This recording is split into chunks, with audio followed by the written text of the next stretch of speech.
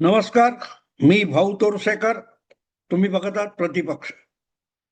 मित्रांनो, सध्या एकूणच देशाच्या राजकारणामध्ये ज्या उलथापालथी चालू आहेत त्यामध्ये SIR म्हणजे स्पेशल इंटेन्सिव्ह रिव्हिजन म्हणजे मतदार याद्यांची छाननी चालू आहे. 12 राज्यांमध्ये चालू आहे. त्याच्या आधी हा विषय बिहारमध्ये सुरू झाला निवडणुकीच्या 2 महिने आधी, आणि त्यावरून कोर्ट कचेऱ्या खूप झाल्या. पण शेवटी निवडणूक आयोगाची बाजू सुप्रीम कोर्टाने उचलून धरली आणि यात मोडता घालण्याचा प्रयत्न करणाऱ्या विरोधी पक्षांचं, प्रामुख्याने राहुल गांधींचं नाक कापलं गेलं. इंडी आघाडीचं नाक कापलं गेलं. आणि एकदा त्यामध्ये आपल्याला मुक्त हस्ते काम करण्याची संधी मिळाली म्हटल्यानंतर निवडणूक आयोगाने देशाच्या अन्य 12 राज्यांमध्ये आणि केंद्रशासित प्रदेशांमध्ये हे SIR सुरू केलेलं आहे. म्हणजे निवडणूक मतदार यादीतली साफसफाई. आता मतदार यादी म्हटल्यानंतर अनेक गोष्टी होतात. आपल्या देशामध्ये अलीकडल्या काळात हे आधार कार्ड आलं, त्याच्या आधी मतदार ओळखपत्र होतं. पॅन कार्ड नावाचा एक प्रकार आहे. या सगळ्यातून त्याच्या सगळ्यात आधी रेशन कार्ड गृहीत धरलं जायचं. म्हणजे तुम्हाला कुठेही पाहिजे, तुम्ही कुठे राहता, काय करता, तुमची ओळख काय, किंवा नागरिकत्वाचा पुरावा म्हणूनही रेशन कार्डचा उपयोग होत होता. पण यामध्ये फ्रॉड होतात, बोगसपणा होतोय लक्षात आल्यानंतर जशा इतर सुविधा उभ्या करण्यात आला, पण भ्रष्ट व्यवस्था असेल तर तुम्ही कितीही अप्रतिम यंत्रणा आणि व्यवस्था निर्माण करा, त्यात गफलत होते. आणि म्हणूनच यातून जे जे काय पर्याय काढले गेले होते त्या सगळ्याला मात देत आणि त्यावर बगल देत जे काय बेकायदेशीर, हे आपल्या देशात 2-4 कोटीपेक्षा अधिक बांगलादेशी असं म्हणतात, आणि ते प्रकरण अजून हातावेगळं होत नव्हतं किंवा त्यावर काही कारवाई होत नाही. यामुळे जे काय रोहिंग्या प्रकरण आलं, म्हणजे म्यानमार बांगलादेशच्या पलीकडे असलेला एक देश आहे पूर्वेला, ज्याचं नाव म्यानमार, पूर्वी ज्याला आपण ब्रह्मदेश म्हणायचो. तिथल्या बौद्ध बहुसंख्य असलेल्या लोकांनी मुस्लिमांना मारून झोडून बाहेर काढायचा प्रयत्न केला. तिथल्या जिहादी प्रवृत्तीला मोडीत काढण्याचा प्रयत्न केला. त्यामुळे तिथून मोठ्या संख्येने हे भुके कंगाल मुस्लिम बांगलादेशात घुसले आणि बांगलादेशातून भारतात येऊन पार पश्चिम बंगालच्या मार्गाने देशाच्या कानाकोपऱ्यात गेले. या सगळ्यांची साफसफाई करणं अगत्याचं होतं. पण आपल्या देशामध्ये पुरोगामी सेक्युलर नावाचा एक भयंकर व्हायरस आहे. तो अशा सगळ्या गोष्टींना आश्रय देत असतो. अगदी आत्ता सुद्धा SIRच्या निमित्ताने कोर्टात गेलेले लोक बघा, आणि त्याच्या आधी CAA म्हणजे परदेशातून भारतात आश्रयासाठी आलेले जे परागंदा हिंदू, शीख, ख्रिश्चन असतील, त्यांना आश्रय देण्यासाठी जो कायदा मोदी सरकारने केला त्याची टांग अडवणारे लोक बघा, आणि आता SIRला आडवे येणारे लोक बघा. तुम्हाला कळतील तेच वकील, तीच माणसं, त्याच संस्था, त्याच NGO. हे सगळंच्या सगळं भारताची हिंदू बहुसंख्या आहे ती कशी घटवायची याच्या कामाला लागलेले होते. पण मी नेहमी माझ्या पॉडकास्टमध्ये, ब्लॉगमध्ये, व्हिडिओमध्ये किंवा इतरांबरोबर बोलताना एक गोष्ट सातत्याने सांगतो, नरेंद्र मोदी या माणसाला समजून घ्या. नरेंद्र मोदी हा अस्सल आणि अव्वल भारतीय आहे, आणि भारतीय याचा अर्थ कुठल्याही अडचणीत आणि गुंत्यामध्ये अडकून न राहता आपलं शेपूट अडकले ते सोडवून घ्यायचं, व्यवस्था सुधारणं, परिवर्तन वगैरे नंतर बघू, ही जी मानसिकता आहे त्याला मी अस्सल भारतीय म्हणतो. मला आत्ता यातून सुटायचंय. हा प्रॉब्लेम माझा सुटला पाहिजे, ज्याला काही अलीकडच्या व्यवहारी भाषेमध्ये जुगाड म्हणतात. म्हणजे काही करून आत्ता अडचणही सुटली पाहिजे, बाकीचं सगळं मग नंतर बघू. त्याला जुगाड मानसिकता म्हणतात. आणि नरेंद्र मोदी किंवा अमित शहा हे जुगाडू प्रवृत्तीची माणसं आहेत. त्यामुळे CIA सीए किंवा एनआरसी हे जे भारतीय नागरिकत्वाच्या दृष्टीने आलेले कायदे होते त्यावर जी काय आंदोलनं झाली त्याचा बिमोड करायचा असेल तर तो बिमोड झाला पाहिजे.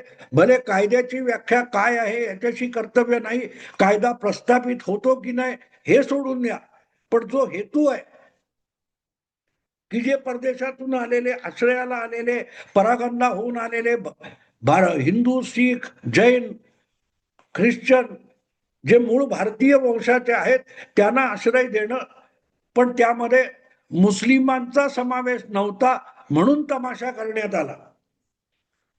आता पाकिस्तान किंवा बांगलादेश हे जर इस्लामिक राष्ट्र आहे तर तिथे धर्माच्या नावाने छळ होतो म्हणून पळून येणारे मुस्लिम कशाला असतील, पण तिथे त्या मुस्लिमांचं नाव नाही, म्हणजेच मुस्लिमांच्या विरुद्ध हे सरकार कारवाई करतं म्हणून इथल्या मुस्लिमांना भडकवण्यात आलं आणि त्यातून शाही इमाग वगैरे आंदोलन झालं, तुम्हाला आठवत असेल. हे मी आठवण करून का सांगतोय की त्यातूनच SIR हा पर्याय काढण्यात आला. जर सीए किंवा NRC हे नागरिकत्व पक्क करणारे, नागरिकत्वाची व्याख्या करणारे कायदे तुम्हाला सुखासुखी नको असतील आणि तुम्ही घुसखोर रोहिंग्या किंवा बांगलादेशींना या देशात घुसखोर असताना सुद्धा नागरिकत्व आणि मतदानापर्यंत अधिकार देणे इतकं तुमचं सेक्युलरिझम पुढे गेलं असेल तर त्या सेक्युलरिझमची नांदगी ठेचायचा एक पर्याय काढण्यात आला आणि त्याला मी SIR म्हणतो. तो जुगाड आहे. पण यातून सुद्धा आपले वकील, आपले पुरोगामी वकील, आपल्या पुरोगामी NGO आपल्याला वाचवतील याच्यावर अशा लोकांचा विश्वास होता म्हणूनच ते इतके दिवस थांबलेले होते. पण हे SIR प्रकरण बिहारमध्ये टिकलं, कोर्टातही टिकलं आणि त्यावर निवडणुका झाल्या. निवडणुकीचे परिणाम समोर आल्यानंतर हळूहळू करत SIRचं गांभीर्य घुसखोर असलेल्या मुस्लिमांना, बांगलादेशी आणि रोहिंग्यांच्या लक्षात आले आणि म्हणून 12 राज्यामध्ये जे SIR चालू आहे, मतदार यादीचं शुद्धीकरण चालू आहे, त्यामुळे घाबरलेले रोहिंग्या आणि बांगलादेशी हे जीव मुठीत धरून बोरिया बिस्तर बांधून पळत सुटलेले आहेत. पश्चिम बंगाल आणि पश्चिम बंगाल आणि बांगलादेश यांच्या सीमेवर हजारोच्या संख्येने बांगलादेशी जे भारतात घुसखोर होते ते आपल्या मायदेशी, आपल्या गावी, आपल्या जिल्ह्यात जाण्यासाठी पळत सुटलेले आहेत आणि इथल्या अनेक शहाण्यांना, पत्रकारांना, बुद्धिजीवांना, विश्लेषकांना हे समजत नाहीये की यांनी घाबरण्याचं काय कारण आहे. आपले अभिषेक मनु सिंघवी आहेत, आपले राहुल गांधी आहेत, आपले टिस्टा सेटलवाड आहेत आणि आपले कपिल सिब्बल आहेत, हे यांना वाचवतील, हे का घाबरून पळतायत. तर या मागची मानसिकता लक्षात घेतली पाहिजे. ही माणसं कितीही आपण परदेशी घुसखोर आणि त्यांच्यावर गुन्हेगारीचे आरोप ठेवले तरी एक गोष्ट विसरू नका, ती माणसं अत्यंत गरीब, लाचार, बेकार, भुके कंगाल आहेत आणि मग त्यांच्या भुके कंगाली गरिबीचा फायदा उठवून आपलं घातपाती राजकारण पुढे नेणं हे अलीकडल्या काळात सेक्युलरिझमची विचारधारा बनलेली होती आणि त्यामुळेच असले घुसखोर देशाच्या कानाकोपऱ्यात पसरले. काश्मीरमध्ये उरलेल्या कुठल्याही भारतीय भाषिकाला, प्रांतीय व्यक्तीला वास्तव्य करता येत नाही, पण तिथे फरुख अब्दुल्ला आणि ती मेहबूबा मुफ्ती ह्या रोहिंग्यांना तिथे त्यांचं पुनर्वसन करायला निघाले होते. म्यानमार मधला मुस्लिम परागंदा हा काश्मीरमध्ये स्थायिक होऊ शकतो, पण ज्याच्याकडे ओरिजिनल पिढ्याचं भारतीय नागरिकत्व आहे त्याला काश्मीरमध्ये नागरिकत्व मिळणार नाही हा दावा होता आणि त्याच्यावर पहिल्यांदा 370 हटवून शस्त्रक्रिया करण्यात आली. आता पुढचं पाऊल जे आहे ते SIR आहे. आता इथे लक्षात घेतलं पाहिजे की हे कितीही लाचार वगैरे असले तरी एक आरोगन्स असतो. आपल्याला कायदा काही बिघडवू शकत नाही आपलं. हा जो उन्मत्तपणा आहे, आपण बघतो बुलडोजर बाबा म्हणून 7 वर्ष उत्तर प्रदेशातला सगळा दहशतवादी जिहाद मोडून काढणारे योगी आदित्यनाथ आहेत. त्यांच्याबद्दलही अपशब्द वापरण्याची मुजोरी अनेक मुस्लिम करताना दिसतात, मौलवी करताना दिसतात, त्यांना ठोकून काढलं जातं. पण पुढच्याला अक्कल येईल असं बिलकुल नाहीये. तेही मुजोरी ही गरिबीतून सुद्धा येते. हात तो लगा के दिखाव वगैरे. अगदी आपल्या महाराष्ट्रात सुद्धा अनेक ठिकाणी हा अनुभव येत असतो. पण ज्या वेळेला इथला कायदा कठोर होऊ शकतो हे लक्षात येतं आणि यात आपण लटकू शकतो, तेव्हा माणसाच्या मनात भीती निर्माण होत असते. कायद्याचा धाक आवश्यक असतो. तो कायद्याचा धाक सेक्युलरिझम नावाच्या नाटकाने इतका सैल केलेला होता, तो आता हळूहळू तो धाक निर्माण केला जातोय आणि SIR हा त्याचा एक मार्ग आहे. SIR मध्ये जर तुम्ही मतदार यादीत नसाल तर तुम्ही आलात कुठून? तुम्ही इथलेच आहात आणि तुमच्याकडे काही ओळखपत्र नाही, ओके, नो प्रॉब्लेम. तुमचा जन्म जर भारतात झालेला आहे तर तुमचे आई बाप कोणतरी भारतीय असले पाहिजेत. त्यांची कुठेतरी नोंद असली पाहिजे, कुठल्या तरी शाळेमध्ये, कुठल्या तरी ग्रामपंचायतीमध्ये, कुठल्या तरी महापालिकेमध्ये, नगरपालिकेमध्ये. जन्म मृत्यू नोंद तुमची नाही तर तुमच्या आईबापांची तर असली पाहिजे. बंगालमधून तुम्ही आलात, मध्यंतरी आपल्याकडे आत्ता आत्ता आठवतं ना, मालेगाव मध्ये अशा रीतीने खोटे जन्म दाखले देणाऱ्या अधिकाऱ्यांना अटक करण्यात आली, त्यांच्यावर खटले भरण्यात आले. हजारोच्या संख्येने बांगलादेशी आणि रोहिंग्यांना मालेगाव मधले खोटे जन्म दाखले देण्यात आले होते. तर या सगळ्याची झाडाझडती SIR मधून होते आणि ती झाली तर नुसतं तुम्हाला उचलून बांगलादेशात टाकतील किंवा म्यानमारला पाठवतील आणि मग त्या कायद्याच्या ज्या अडचणी आहेत त्या भारत सरकारला किंवा महाराष्ट्र सरकारला पार करता येणार नाहीत. हा जो आत्मविश्वास होता तो SIR ने तो आत्मविश्वास ढासळलेला आहे. त्याचं कारण अनेक राज्यांनी अशा घुसखोर नागरिकांसाठी कठोर कायदे केलेले आहेत. जर तुमच्याकडे कसलीही कागदपत्र नसतील किंवा पुढच्या आधीच्या मागच्या पिढीचं काही तुम्ही दस्तावेज देऊ शकत नसाल तर तुम्हाला घुसखोर ठरवून बेकायदेशीररित्या भारतात घुसल्याबद्दल शिक्षा आणि जबरदस्त लाखांचा दंड ठोठावला जाईल. हे जे कायदे झालेत त्यांनी बघता बघता सगळ्या रोहिंग्या आणि बांगलादेशींची कडी पातळ झाली आणि त्यातून हे पळत सुटलेले आहेत.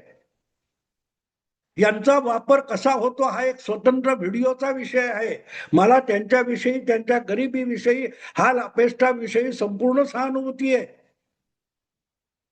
पण एका देशाच्या विकासाला लागलेली ही कीड असते हे लक्षात घ्या.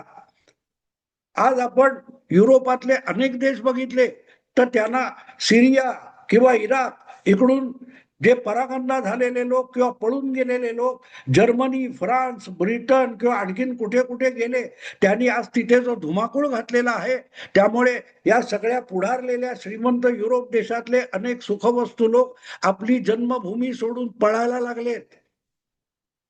ती परिस्थिती भारतात यायला नको असेल तर अशा घुसखोरांचा बंदोबस्त झाला पाहिजे. कारण त्यांचा अडोसा घेऊनच घातपाती जिहादी येत असतात आणि ह्यांनी ज्या काय त्या झोपड वस्त्या तयार केलेल्या असतात, गलिच्छ वस्त्या केलेल्या असतात, तिथे बिळं बनवून हे घातपाती वास्तव्य करत असतात आणि त्यांचा बंदोबस्त आवश्यक आहे. पण अशी माणसं बोगस मतदानाला उपयोगी पडतात. मतदार यादीत खोटी नावं त्यांची घालून त्यांच्याकडून मतदान करून आपली जागा टिकवता येते म्हणून मोठ्या प्रमाणात अशा पुरोगामी पक्षांचे नेते असल्या घुसखोरांना वस्त्या वसवतात. त्यातून जमीन बळकावता येते, शासकीय जमीन बळकावता येते, त्यांचा मतदार म्हणून वापर करता येतो आणि परत कायद्याचा बडगा येईल म्हणून त्यांना घाबरून आपले आश्रित आणि आपले गुलाम करूनही ठेवता येतं. पण तो स्वतंत्र विषय आहे. आतापर्यंत हे चालत आलं. पण SIR नंतर अशा रीतीने पकडले गेलात तर जबरदस्त दंड आणि 5 ते 7 वर्षाची तुरुंगाची हवा खावी लागेल. हा जो धाक घातला गेलाय त्यातून हे लोक पळत सुटलेले आहेत आणि हजारोच्या संख्येने बांगलादेशच्या सीमेवर हे लोक जमलेले आहेत. परत जायला तिकडे बांगलादेशमध्ये त्यांना घेताना सुद्धा आता चेक केलं जाते. आणि नसतील त्यांना नदीतून आलात, समुद्रामार्गे आलात तर जा, होडी दिली जाते, जा आपल्या मार्गाने जाणे तर बुडून मरा. त्यामुळे जीवावर बेतल्यानंतर हे लोक पळत सुटलेले आहेत. पण येतात कसे, त्यांना वसवले कसे जातात, त्यांचा राजकीय फायदा त्यांच्या लाचारीचा कसा उठवला जातो आणि त्याच्यावर सेक्युलरिझमचा झेंडा कसा फडकत ठेवला जातो, तो एक स्वतंत्र विषय, तो मी वेगळा करीन. आत्ता थांबतो. आवडलं लाईक करा, शेअर करा आणि प्रतिपक्षाला सबस्क्राईब करा. नमस्कार.